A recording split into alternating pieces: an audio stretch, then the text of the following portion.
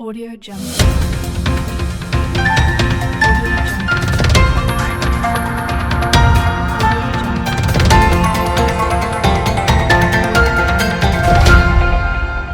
Audio Jungle. નમસ્કાર, Saurashtra vision ન્યૂઝમાં હું એન્કર દેવ્યાની આપનું સ્વાગત કરું છું. ચાલો જોઈએ આજના સમાચાર. દલિત રસોઈયા આપની પાસે સોશિયલ મીડિયાના માધ્યમથી કોંગ્રેસના આગેવાન તરીકે નહીં, પોરબંદર લોકસભાના ઉમેદવાર તરીકે નહીં, પરંતુ એક પાટીદારના દીકરા તરીકે આપ સૌને વિનંતી કરવા આવ્યો છું. વર્ષોથી સૌરાષ્ટ્રની અંદર રાજકીય માણસો પોતાના અંગત સ્વાર્થ માટે બે સમાજોને લડાવ્યા કરતા હતા. આખાએ સૌરાષ્ટ્ર, આખાએ ગુજરાતની અંદર ક્ષત્રિય વર્સિસ પાટીદાર ની લડાઈ વર્ષો સુધી ચાલી. બંને સમાજના આગેવાનોના પ્રયત્નથી આજે સૌરાષ્ટ્રની અંદર ભાઈચારાનું વાતાવરણ છે. ત્યારે પરસોત્તમ રૂપાલાજી એ જે વાણી વિલાસ કર્યો અને એને કારણે સમગ્ર ગુજરાતનો ક્ષત્રિય સમાજ પાટીદાર સમાજની સામે નહીં, પરંતુ પરસોત્તમ રૂપાલાની સામે લડાઈ કરી રહ્યો છે.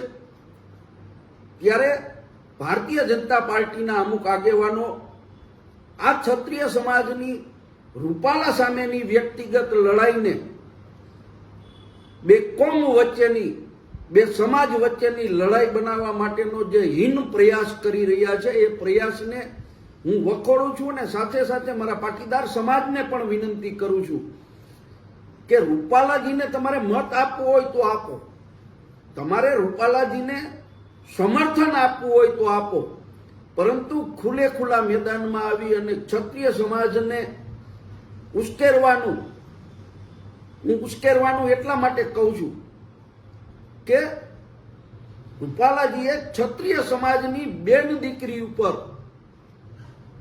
જે રોટી બેટીના વ્યવહારની વાત કરી છે, કદાચ કોઈ બીજા સમાજના આગેવાન પાટીદાર સમાજ વિશે આવું બોલ્યા હોય તો આપણું બધાનું પણ લોહી ઉકળી ઉઠે. એટલા માટે આપ સૌને પણ વિનંતી કરું છું કે કોઈ પણ જાતની સોશિયલ મીડિયા ઉપર પોસ્ટ કોઈ પણ જગ્યાએ જાહેરમાં આવી અને આ લડાઈમાં કોઈના પણ હાથા બૈના વગર વાતાવરણ સુમેળભર્યું રહીએ, એના માટેના આપણે સૌએ પ્રયત્ન કરવાના છે.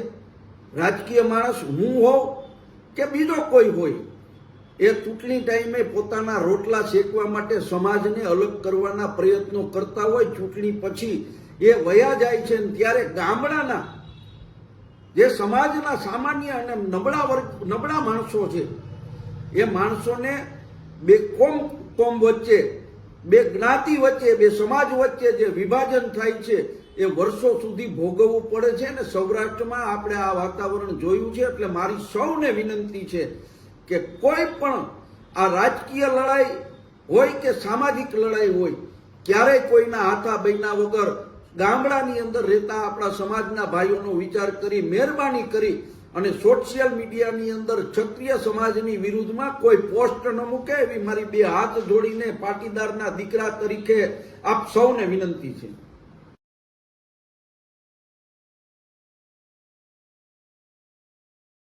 જીવનને સારું અને ભવ્ય જીવવા માટે ફક્ત રૂપિયાની જરૂર નથી. જો તમારી અંદર કલા અને કૌશલ્ય હશે તો તમે બધું જ મળી જશે.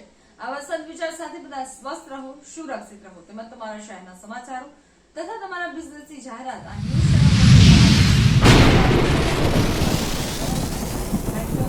શેર કરો અને સબસ્ક્રાઇબ કરવાનું ભૂલશો નહીં, જેથી નવા સમાચારો તમારા સુધી ઝડપથી પહોંચી શકે.